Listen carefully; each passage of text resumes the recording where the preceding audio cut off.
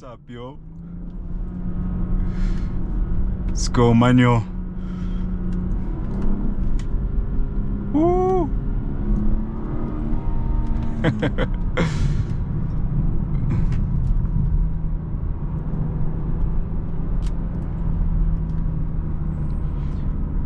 Nice. I just came across some guys who were shooting, so they're busy with a photo shoot, and the guy is shooting the latest M3, you know. The G series M3. I think they're just busy with pictures, and yeah, it's a nice spot, guys. There are always some guys there taking some pictures. I'm driving home and I have my GoPro with me, so I thought let me talk to you all for a second. You know, just a fun video, just a fun driving home video, and we can talk about something. Maybe a few things I dislike about the car. You know, yeah, because the car is great, but it's not perfect. Nothing is perfect, but luckily it's nothing major, you know. It's nothing serious. It's not deal breakers. It's only small things that I think were oversights from the BMW side of things, you know. But yeah, just maybe I can touch on 5 if I can remember all of them, because I'm pretty sure I'm just gonna lag, because it's, you know, it's just something I didn't plan it. There's no script. I didn't think of the stuff before, but you know, I'm sure I'm gonna forget some of them. But yeah, what do I dislike about the car? Or maybe dislike is a strong word. I mean, let me go for something that I wish, or if I could change, I would change, you know. The first one is the lack of the skip buttons on the steering wheel. So there's no next or previous button on the wheel, you know.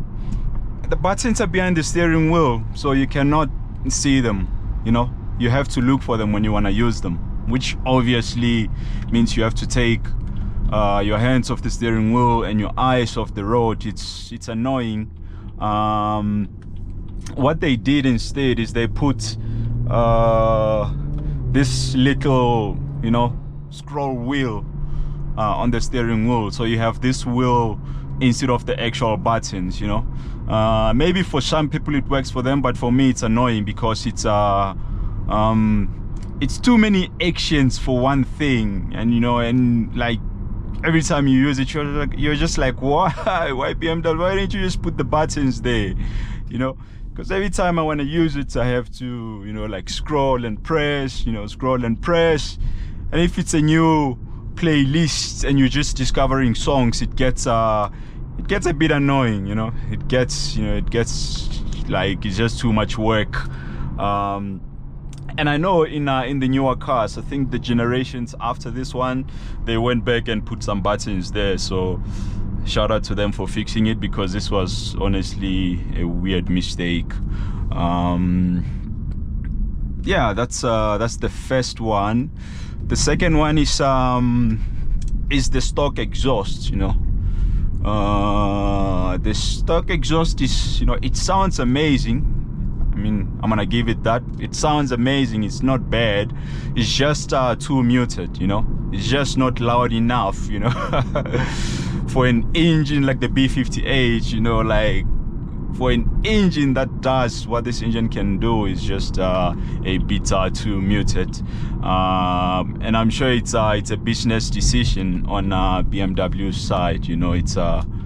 It's a business decision, because when you bought this new, you could spec it with an MPSSK, and M performance is, no, it's a MPPSK, sorry, M performance and power sound kit.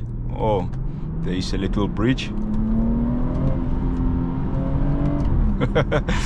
Yeah, you could spec it with the MPPSK, which gives you an amazing exhaust system. I mean, let's pause this guy. An amazing exhaust system, one of the best, you know, for some people even better than the M4s and the M3s of this generation, even the M2s, because it sounds so good.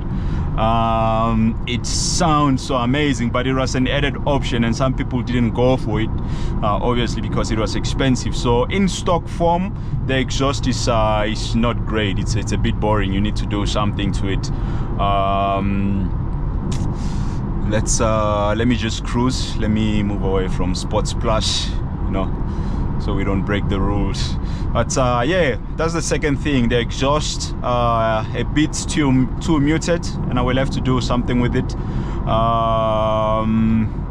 Maybe go for that MPPSK exhaust, you know, and get that stage 1 power boost as well. But the problem is it's a bit too expensive, and when the car is already out of warranty, it's a bit unnecessary, because you can probably get something similar aftermarket wise. So this is something I need to think about, but it's something I need to change for sure. What else do we have? The third one is the heads-up display. And this one is probably like, it's the same case as the exhaust, you know. You probably save the best for the more expensive stuff. The car comes with the heads-up display, and it's very nice. You get to see a lot of information there. It always shows you your speed, but you can see like media information.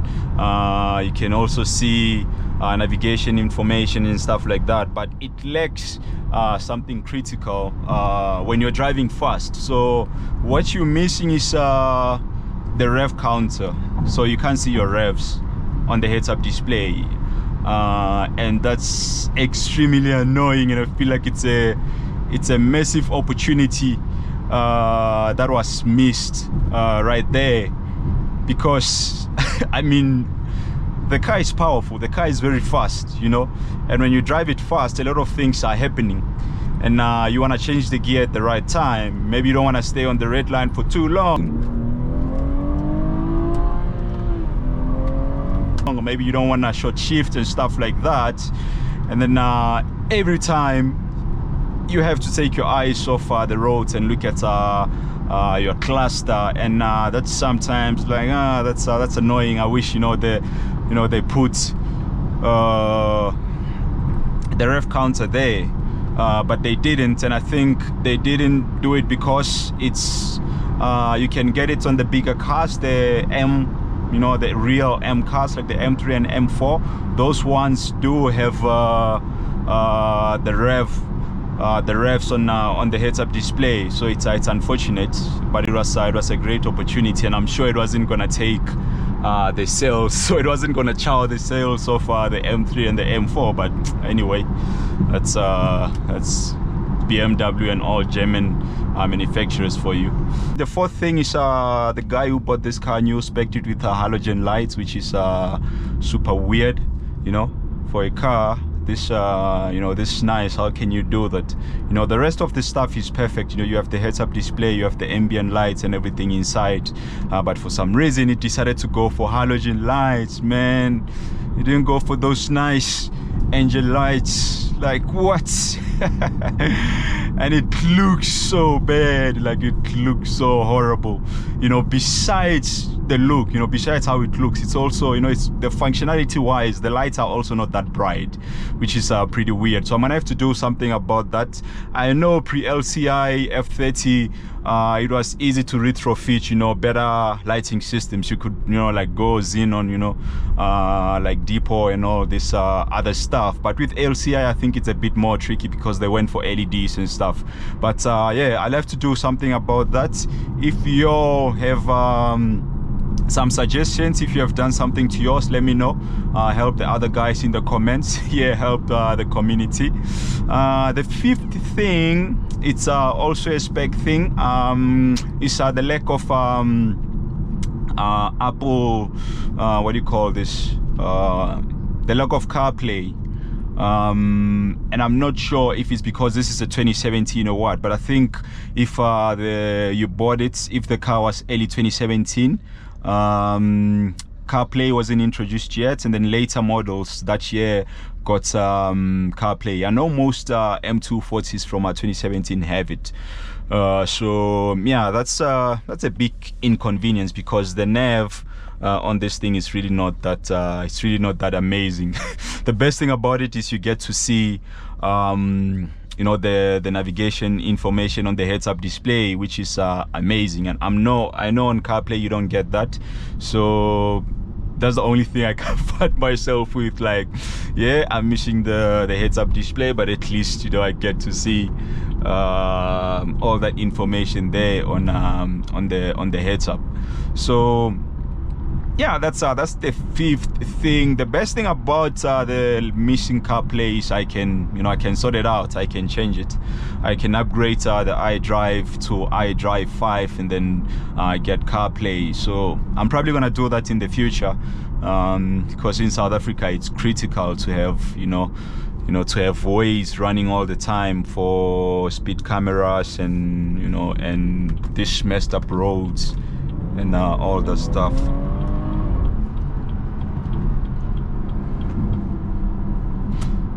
Yeah, for potholes and all the road hazards and all that stuff. But yeah, that's it. That's all I'm gonna be able to talk about for now, so that I don't take too long. Plus I'm almost where I'm going. You guys can just enjoy the sunset for a few seconds. And nice chatting to you all, man. Just leave a comment, like, subscribe for future videos about the 340 and other cars. I'm definitely gonna be driving it more, making more videos, exploring more roads in South Africa, and yeah, also driving other nice cars. Subscribe, hit me up.